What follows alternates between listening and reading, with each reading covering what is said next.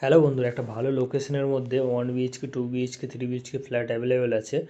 এটা হচ্ছে আপনার কেষ্টপুর ঘোষপাড়ার কাছাকাছি রয়েছে। এই ফ্ল্যাটটি অ্যাভেলেবেল রয়েছে, প্লাস এই বিল্ডিংয়ে অনেকগুলো ফ্ল্যাট অ্যাভেলেবেল আছে। যেরকম দরকার পেয়ে যাবেন 1 BHK 2 BHK 3 BHK। এই ফ্ল্যাটটিতে পেয়ে যাচ্ছেন আপনারা 3টে রুম, একটা রুম এটা হচ্ছে আপনার কিচেনটা, পুরো টাইলসের কাজ করে দেওয়া হবে, কাজ চলছে।